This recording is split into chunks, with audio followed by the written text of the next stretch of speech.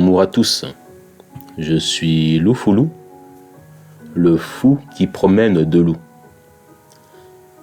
Bienvenue dans l'art d'être, un espace infini où l'on apprend à se connaître afin d'être. Bienvenue dans ce canal où l'on apprend à comprendre la vie pour ainsi entreprendre de la plus belle des façons dans cette expérience de l'existence. Je me propose donc à vous aujourd'hui afin de vous faire part de la vie de la vie. Vous me direz, mais Loufoulou, qu'est-ce qu'est donc la vie de la vie? Et Loufou vous répond, la vie de la vie se trouve être la nature profonde et harmonieuse de la vie elle-même et son cheminement. Oui, son cheminement, car la vie se trouve être ce chemin qui se commence lorsque nous naissons et se termine lorsque nous mourons. Et entre les deux règne le cheminement, le développement et l'expansion. Nous verrons cela point par point, en commençant par ce qu'est la vie. Donc, quel est ce processus observable qui se produit tout autour de nous? Pour ensuite répondre au point 2, donc d'où provient la vie? Comment fut-elle créée et par qui? Et conclure avec le point 3 qui mentionne le but de la vie. Donc pourquoi vivons-nous? Pourquoi sommes-nous sur Terre? Et surtout, pourquoi ce phénomène se produit-il? Quel est le sens de tout ceci? Ici, il faut comprendre que ce questionnement, mais surtout ses réponses, ont pour but de nous aider à mieux entreprendre l'expérience de la réalité, et cela à travers la compréhension de ce qui nous entoure, pour ensuite expérimenter cette compréhension. Le but ici est de mieux vivre. Il est de ricaner et jouir de la vie, sourire aux lèvres vers la festoyade, mais aussi de prendre de l'altitude face aux obstacles et être maître de nous-mêmes et de notre expérience de la vie. Nous allons répondre à ces 3 points, et avant de clôturer, j'aimerais vous offrir ma perspective de la vie que je peux décrire ici suite à une observation de ce dernier. Commençons donc par ce qu'est la vie. Premièrement, l'étymologie nous vient du latin et nous dit via, qui veut dire chemin. Et la définition nous dit ceci. Ensemble de phénomènes, croissance, métabolisme, reproduction, que représentent tous les organismes, animaux ou végétaux, de la naissance à la mort. Donc il y a bel et bien un cheminement, un mouvement allant du commencement jusqu'à la fin.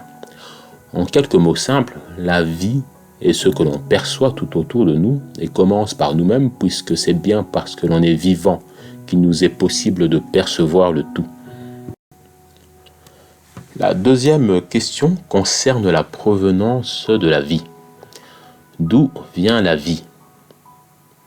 Scientifiquement parlant, on nous propose la théorie du Big Bang, donc d'une grande explosion d'énergie survenue il y a 13,8 milliards d'années. Selon la logique simple que les galaxies s'éloignent toutes les unes des autres, donc on peut supposer qu'elles formaient toutes un seul et unique point avant l'expansion actuelle. La science ici ne sait nous dire ce qu'il y avait avant et par qui cette explosion a eu lieu. Et concernant les spiritualistes, ils mentionnent ici une source, une intelligence suprême qui serait le créateur de tout l'univers.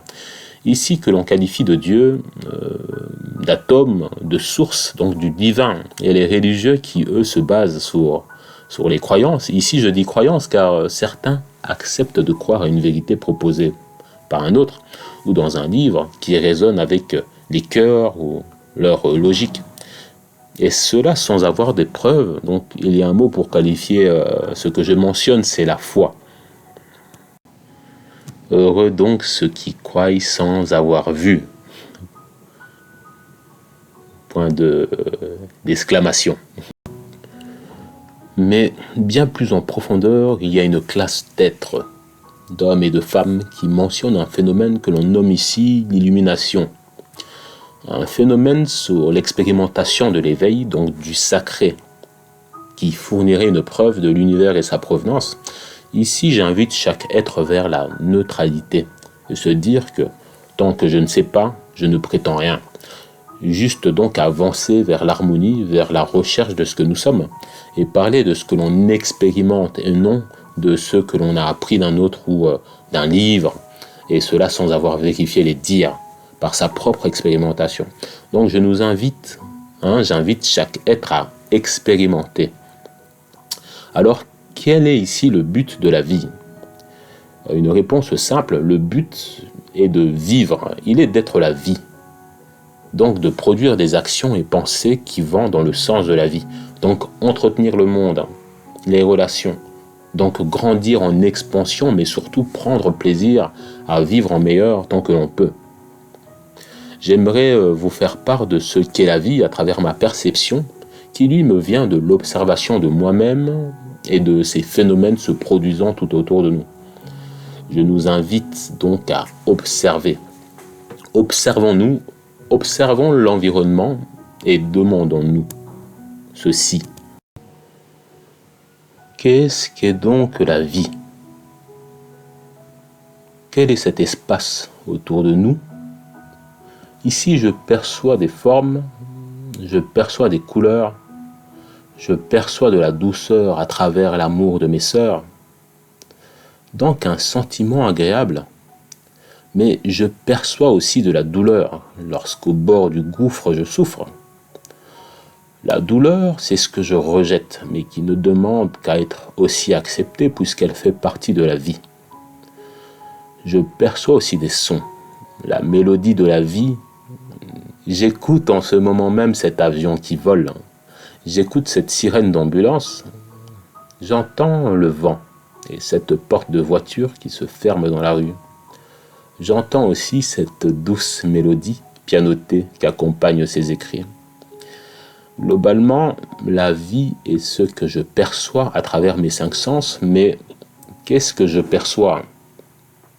Qu'est-ce que je perçois? De la matière et du son? Et qu'est-ce qu'est la matière et le son? La matière est une quantité de molécules, nous disent les scientifiques. Mais ici encore, qu'est-ce qu'est une molécule? Ils nous diront que c'est une quantité d'atomes. Oui, mais d'accord, mais qu'est-ce qu'un atome? Encore une fois, ce sont des quarks, donc des particules. Et qu'est-ce qu'une particule? Comment est-elle créée? Avec quelle substance? Donc vous allez comprendre assez vite qu'il y a une zone d'inconnu, un néant. Un néant d'où provient la vie, puisque tout provient du néant, c'est de ces néants que je me promène pour créer cette prose qui vous dit que la vie est cela, ce phénomène observable de forme et de couleur qui se propose sur une infinité de polarités. Elle est donc ce fruit provenant du ventre de l'existence. Nous offrons ses vertus à travers nos ressentis, c'est-à-dire l'émotion qui symbolise ici l'énergie du mouvement. En profondeur, la vie est ce phénomène émis par l'esprit de la création. Il est cette impulsion, ces longueurs d'onde vibratoires, nous dit Tesla Nicolas.